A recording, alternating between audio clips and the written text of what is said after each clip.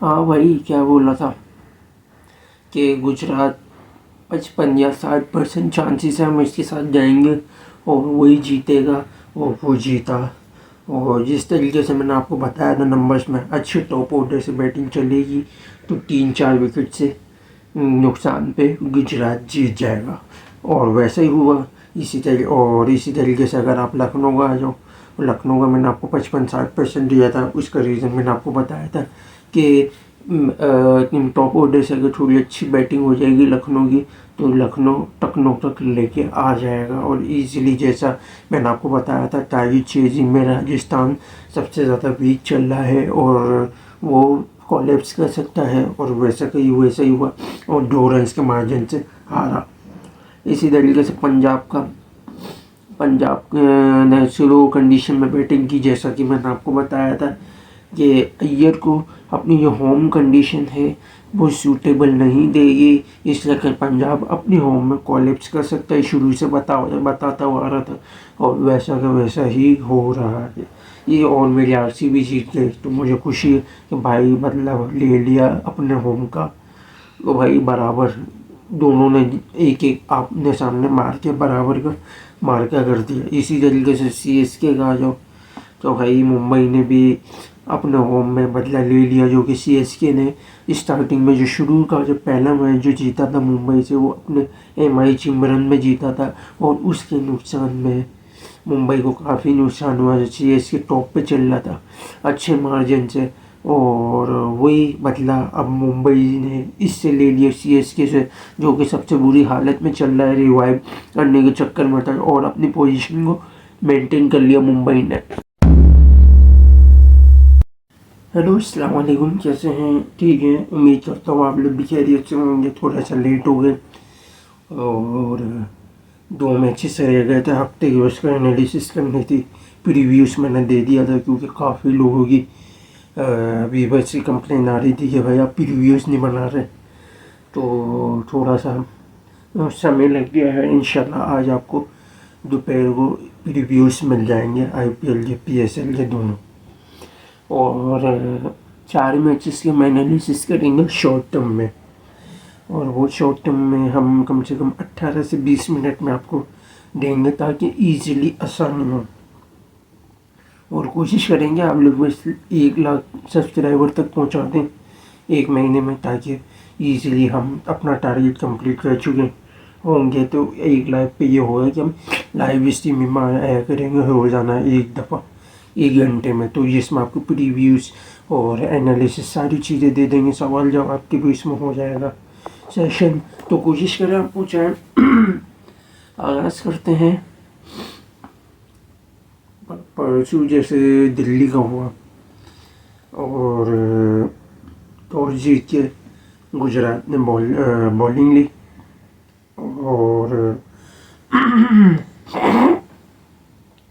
गुजरात ने स्टार्टिंग थोड़ी सी बुरी हुई इनकी बॉलिंग की। दिल्ली ने थोड़ी सी अच्छी स्टार्टिंग दी थी और बाद में फिर जब अक्षर आया था तो अक्षर के आने के बाद अक्षर ने थोड़ी सी स्लो खेल ली थी इनिंग, जिसके सबब थोड़ा सा दिल्ली को नुकसान हुआ। और जहाँ क्योंकि अक्षर के कारण 21 रन की शॉर्टेज हुई थी, जो कि 203 की जगह आराम से इजीली 225 तक का टारगेट देता तो गुजरात यकीनन फंसता।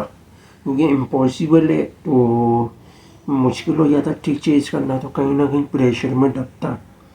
और सबसे बड़ी जो है बॉलिंग में थोड़ा सा मसला है।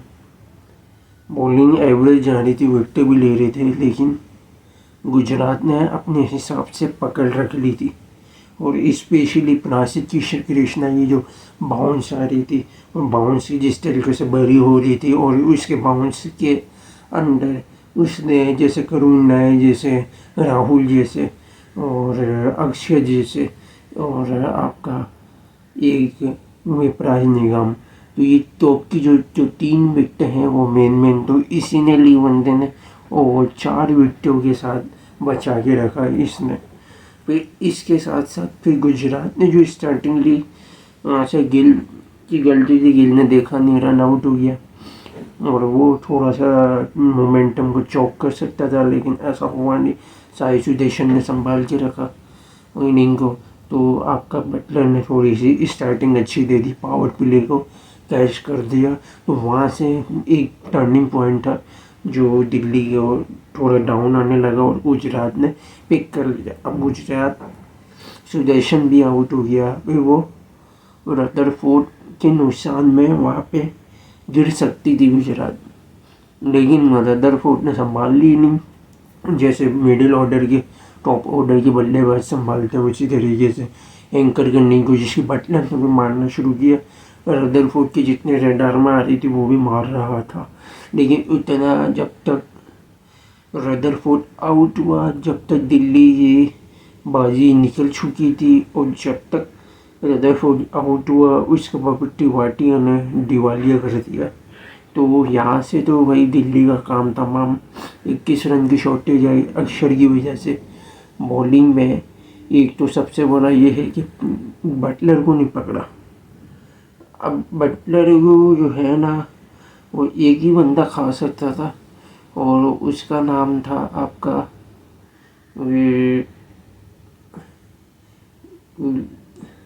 वो था मोहित शर्मा।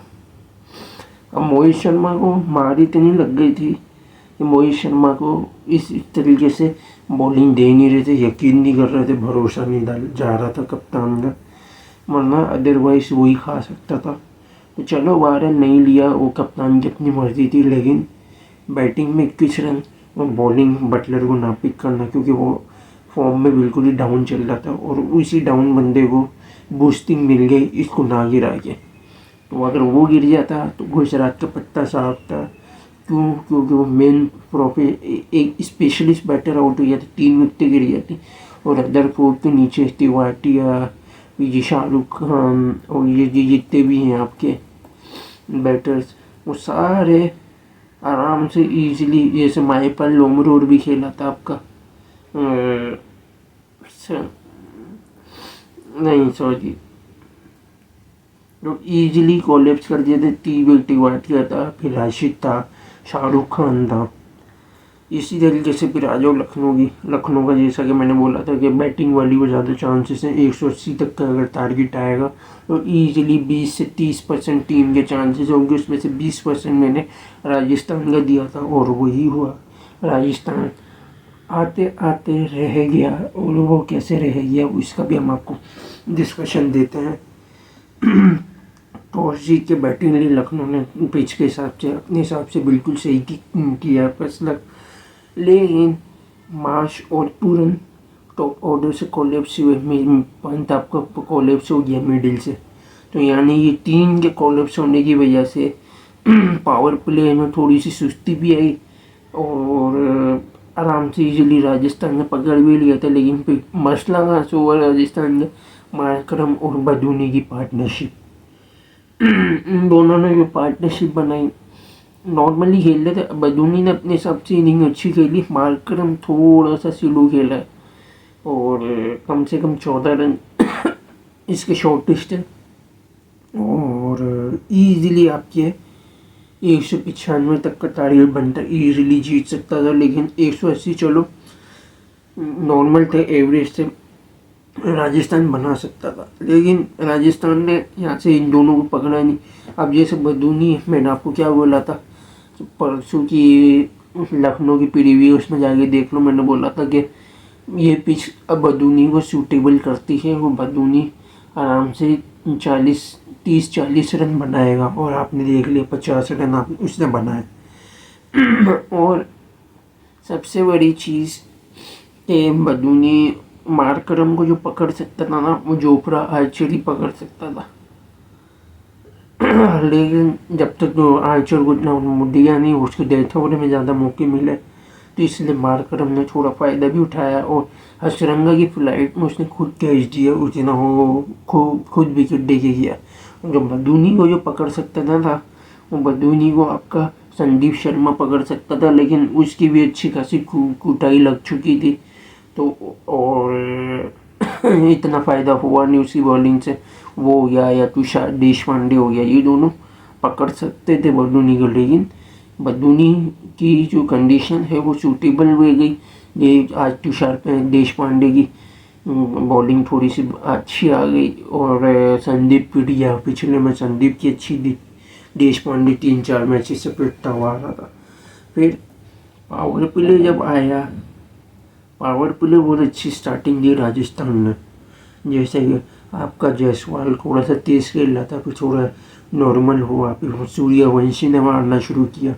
सूर्यवंशी के हिटिंग से ये फ़ायदा हो रहा था कि पावर प्ले पूरा वो हो गया था, आराम से कैश कर लिया था और राजस्थान इजीली 100% जीतने की पोजीशन में आ चुका था।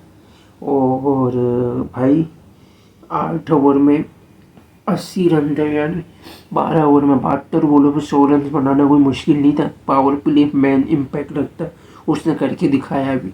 लेकिन मसला क्या हुआ, सूर्यवंशी स्टंप हुआ, नीतीश राणा थोड़ा सा स्लो खेल के गया, फिर चमन पराग आया, फिर जायसवाल थोड़ा और स्लो हो गया। जायसवाल के स्लो होने की वजह से डेथ ओवर का पहले का स्पेल 1-2 ओवर का, फिर डेथ ओवर में अराउंड थोड़ा सा स्लो हो गया और जिसकी वजह से जायसवाल इतनी अच्छी हिटिंग नहीं दे गया। अवेश ने बॉल मार दिया और बहुत ही खतरनाक यॉर्कर मारा था अवेश के। जो डेथ ओवर और उसका भी मैं आपको बताता हूँ। फिर चमन पराग आउट हो गया था, फिर जूडेल खड़ा रहा, तो इससे हिटमायर को मैंने आपको क्या बोला था, हिटमायर के साथ राणा की ज़रूरत पड़ेगी।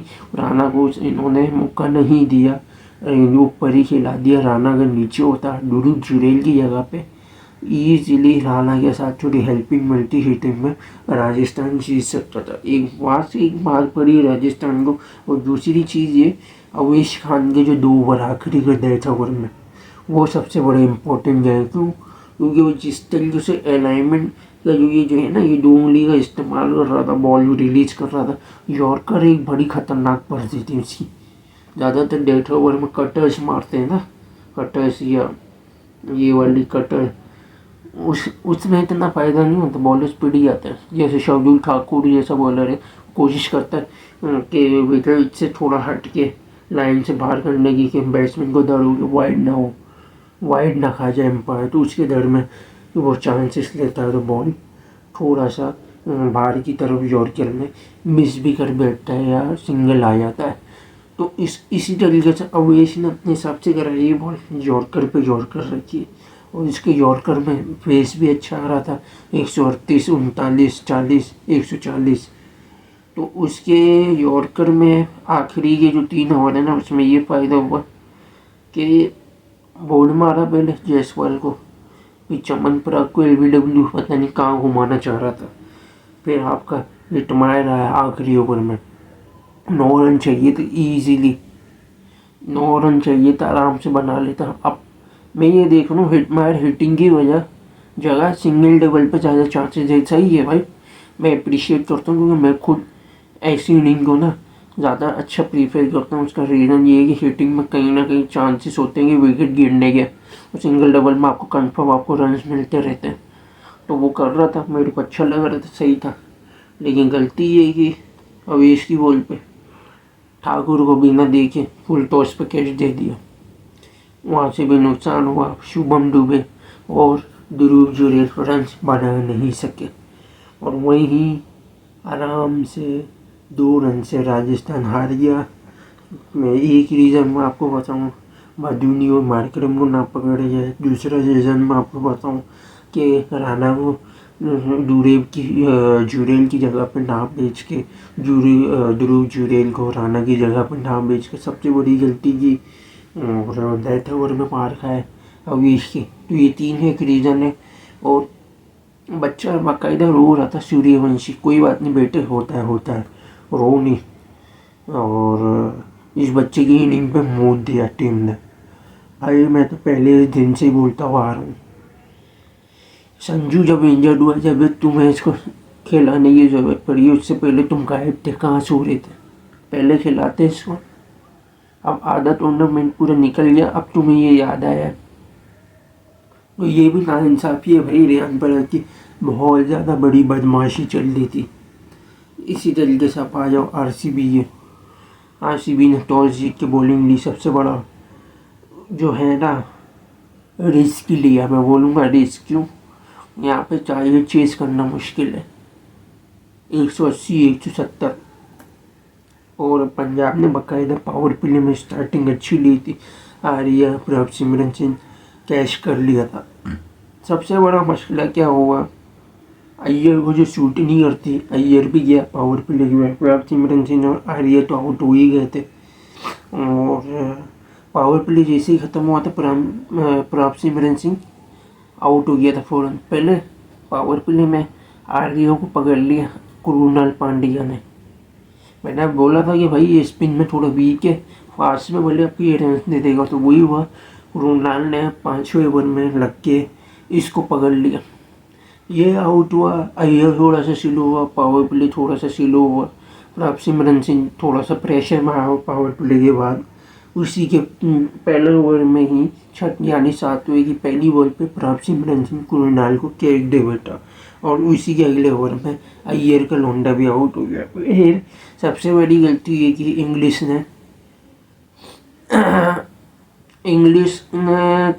को जो नहीं, बल्कि वडेरे की गलती थी। निहाल वडेरे ने देखा नहीं, वो निकल गया। इंग्लिश भी साला चला बचने के लिए, उसने वहीं से क्रीज में रहा, वो बाहर ही नहीं निकला, उसकी वजह से रन आउट हुआ।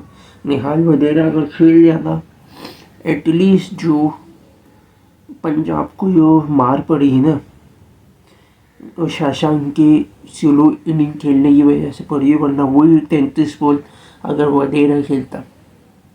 और 6 बॉलें बाकायदा खेली हुई थी, 5 रन दिए 36 39 पे। तो 36 पे कम से कम जो जितने रन से शॉर्टेज आ रही है आपकी, वह आ रही है 21 से 27 रन की, और 21 भी चलो लगा लो आप, तो ईजिली आराम से 57 रन होते पूरे। 57 से 56, चलो 6 भी ऐड कर लो, 63। तेज खेलता, शशांक को थोड़ा मौका मिलता, स्टोइनिस थोड़ा खड़ा होता, यानी 180-86 की तक का टारगेट होता, और आरसीबी कहीं ना कहीं प्रेशर में फंसता। ये कम टारगेट होने की वजह से आरसीबी को देख लो थोड़ा फ़ायदा हुआ। आरसीबी ने थोड़ा इजीली हो गया खेला, पहले फील्ड सोल्ट स्टार्टिंग में आउट हो गया, पडिक्कल ने मार दी बाजी असल में। उसके बाद कोहली को मौका मिल गया, उसने मारना शुरू किया, और पाटीदार तो आउट हो ही गया था, वो तो चला ही नहीं, वो तो खेल ही मज़े में रहता।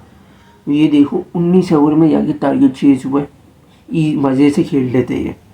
और पडिक्कल को यहाँ से अगर पकड़ सकता था तो आपका जावियर बार्ले और अर्शदीप सिंह, ये 2 बॉलर आपके पकड़ सकते थे, जो कि पडिक्कल को पकड़ा नहीं, क्योंकि अर्शदीप को डेथ ओवर के लिए बचा के रखा था। भाई कोई फ़ायदा नहीं है, जहाँ अगर आपकी कंडीशन ऐसी आ रही हो ना, जहाँ रन रोकने की रिक्वायरमेंट हो, वहाँ ऐसे बॉलर्स के पूरे ओवर भी डलवा देने चाहिए। अर्शदीप हो गया, बार्ले के 2 ओवर बचे थे, अर्शदीप के 2, 4 ओवर भी अगर आप डलवा देते ना बचत में, कहीं ना कहीं अगर पडिक्कल और पाटीदार की विकेट मिल जाती, जीतेश शर्मा की 3, कोहली खुद प्रेशर मार के विकेट देता, स्पिन पे थोड़ा आराम से इजीली फंसा देते। तो ये एक सबसे बड़ी एक गलती हुई पंजाब से, और अपने होम सॉइल में आरसीबी ने बदला ले लिया, तीसरे पोजीशन पे अपनी जगह बना ली, पंजाब को चौथे पे फेंक दिया। इसी तरीके से सीएसके का जब सीएसके टॉस हारा है, यानी मुंबई ने टॉस जीत के बॉलिंग ली, और जैसे सीएसके ने ली थी अपने एमआई चिमरन में, और 200 प्लस ही टारगेट की रिक्वायरमेंट थी। लेकिन सबसे बड़ी गलती ये कि शेख रशीद और अच्छिन इन दोनों ने स्लो खेला, और चलो ये आउट तो हो गए।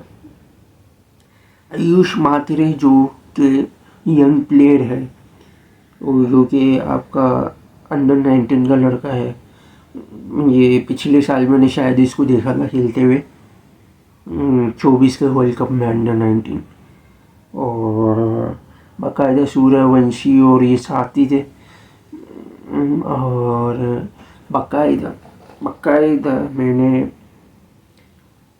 ये आया है गायकवाड की जगह पे, ऋतुराज गायकवाड जो था ना उसकी जगह पे आया ये लड़का।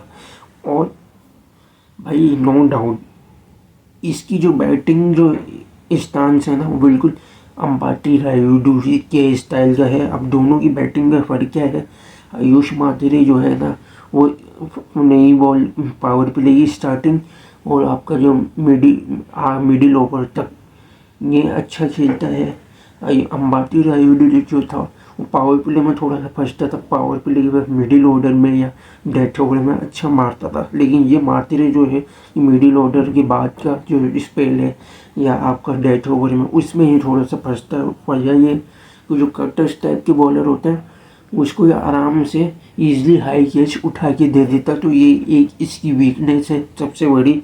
बाकी जो स्विंग करने वाले बॉलर हैं इस जो इंडियन कंडीशन में उसको ये आराम से इजीली खड़े खड़े मारता है, जैसे रोहित शर्मा मारता है। उसी तरीके से एक स्टाइल आपको समझाने के लिए बता रहा हूँ, क्योंकि उस बॉलर के शर्मा जैसे जो बैटर होता है उसके लिए फास्ट को मारना कोई मुश्किल बात नहीं होती, वो आराम से इजीली खड़े खड़े मारता है। आपको ऐसा लगता है कि बॉलर्स के लिए कब्रिस्तान बन गया। और उसमें इसने पावर प्ले को पूरा बराबर करके दिया, बैलेंस करके दिया इसने इनिंग को। और लेकिन इतना नॉर्मल करके दिया, ज़्यादा कुछ इतना नहीं। लेकिन सबसे बड़ा भी नुकसान ही हुआ, ये आउट हुआ, आपने जडेजा को भेजा। जडेजा इतना भी सुस्ती की दुकान बन गया, दुबे को सारा अपना बर्डन उतारना पड़ा। दुबे एंड में भी वो भी आउट हो गया। बाद में फिर 19-20 बॉलों पे जब 20 रन थे फिर जडेजा ने मारना शुरू किया। आखिरी के 15 बॉल पे 30-33 रन बनाए, तो भाई आप पहले बना लेते। हमारे चक्कर में 17 रन की ये शॉर्टेज है।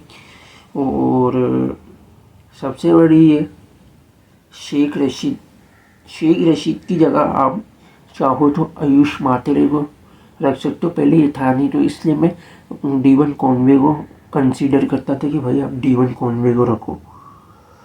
कॉनवे को आप इम्पैक्ट पे खिलाओ, आप आयुष मातेरे को रखो, वन डाउन चाहिए। शेख रशीद को आप मिडिल ऑर्डर में रखो या तो आप खिलाओ नहीं। सही है, ये जो कंडीशन अभी जो टीम चल रही है उसमें अगर आप खिला रहे हो तो रचिन और कॉनवे को ओपनिंग में रखो, और अगर रचिन नहीं चल रहा तो कॉनवे के साथ आप रखो आयुष मातेरे को ओपनिंग में। ये दोनों आपका सॉल्यूशन है, क्योंकि भाई रचिन पहले मैच के बाद से डाउन चलता हुआ आ रहा है, टीम इसकी वजह से बैटिंग में थोड़ा स्ट्रगल कर रही है, तो इसी वजह से सबसे बड़ी स्टार्टिंग ख़राब मिलती है। आप रचिन को बैठा सकते हो, क्योंकि आप बॉलिंग तो करवा नहीं रहे इससे पार्ट टाइम में, बॉलर्स आपके पास ऑलरेडी इतने सारे हैं। तो भाई आप इसकी जगह कॉनवे और आयुष मातेरे को ओपनिंग करो। वन डाउन आप शेख रशीद को रखो, टू डाउन आप ले आओ शिवन दुबे को, फिर MSG भाई आप आओ खुद आओ। फिर उसके बाद आप जडेजा को भेजो, ताकि हिटिंग में चांस तो ले, ये पहले सेट होता है फिर मारने की करता जब तक पूरी बाजी निकल चुकी होती। तो 17 रन की शॉर्टेज इसकी वजह से आई। फिर आपका जो शेख रशीद है उसकी वजह से कम 21 रन की शॉर्टेज आई, 38 रन टोटली आपका जो है। तब जब सिनेरियो 38 रन की शॉर्टेज आई, 38 रन होते तो आप यकीन मनाओ 215 का टारगेट होता, कहीं ना कहीं फाइटिंग टक्कर दे सकता था, क्योंकि 33 रन थोड़े ज़्यादा होते तो हल्का प्रेशर बनता। उसका रीज़न मैं आपको बता दूं, जब मुंबई बैटिंग पे उतरी तो उन्होंने सबसे बड़ा जो टारगेट था, क्योंकि भाई यहाँ पे टारगेट चेज करना इजीली 200 से नीचे, यानी अभी 177 का टारगेट था, कोई मुश्किल बात नहीं थी। तो इसीलिए स्टार्टिंग में देखा होगा रिकिल्टन और शर्मा ने पावर प्ले में बजानी शुरू कर दी थी। 55-56 रन थे, यानी पावर 56 रन समझ लो, 6 ओवर के पावर प्ले में 56 का आ गया था, ये मान लिया था। बाकी जो 121 रन है 84 भी वो मारना मुश्किल नहीं था, क्योंकि और ईजिली था। तो वैसे ही हुआ, फिर सिर्फ रिकिल्टन की विकेट मिली जडेजा की बॉल पे, उसके बाद भी स्काइल है और आपका भी शर्मा का था। तो भाई आज का दिन था, तो भाई उसने पूरा पेल पाल दिया, पूरे पावर IPL में नहीं चला। आज इम्पैक्ट में सत्यानाश कर दिया, CSK के बॉलर हो गए, मार मार के दुर्गति बना दी। वो थोड़ा सा स्लो खेला है, लेकिन टारगेट के हिसाब से अपने हिसाब से बेहतर खेला ये, और तेज़ जो खेला ना वो स्काई खेला। आज स्काई को मैं बोलूँगा कि भाई तूने इतनी अच्छी खेली, लेकिन उसका रीज़न कि भाई आपका ये जो शर्मा था ना ये खड़ा हुआ था, तो इसलिए आज इसका इन्हें रन बना लिया, वरना वो वैसे किसी बड़े सीनियर्स के बगैर वो रन बनाता ही नहीं जब तक उसकी सजेशन गाइडेंस ना मिले। तो भाई CSK की 38 रन की शॉर्टेज आई, रोटेशन में थोड़ी सी आगे पीछे करने की ज़रूरत है, जो कि की नहीं थी, नुकसान हुआ। आयुष मातेरे को नागेश के बॉलिंग में भाई ओवरटर्न पे रिलाई करना सबसे बड़ा आपके भाई हुकुम का इक्का, जो ये फास्ट में आप रख सकते थे। स्पिन में जडेजा और अश्विन को हमने यूज़ किया, बेहतर भी रहा। उससे पावर प्ले में थोड़ा 8 रन दे के 2 ओवर में बचाया भी, और जडेजा को भी आप यूज़ कर सकते थे, या नूर को भी आप यूज़ कर सकते थे। फवाजा बैट्समैन हिटिंग में जाता, उसकी बॉल बुलेट की तरह निकलती और पकड़ लेता, पिक कर लेता। तो ये सबसे बड़ा एक नुकसान हुआ। 38 रन की शॉर्टेज हुई, जिस अगर थोड़ा सा प्रेशर होता 70 रन बनाने के चक्कर में मुंबई कहीं ना कहीं 2-3 विकेट आपको दे के जाता। और पावर प्ले के बाद जो 70 भी अगर बना लेता पावर प्ले था, 6 ओवर में 3 विकेट आपको मिल जाती। तो अब इमेजिन करो कि 215 में 84 बॉलों पे 145 रन रोकना कोई मुश्किल बात नहीं होती, पूरा प्रेशर बनाता। 2 विकेट भी अगर मिल जाती ना, मुंबई का काम खत्म था। तो यही था आज की वीडियो। लाइक और शेयर और सब्सक्राइब जरूर करिएगा, बेल आइकन में जरूर क्लिक कीजिएगा। Thanks for watching video. अल्लाह हाफिज़।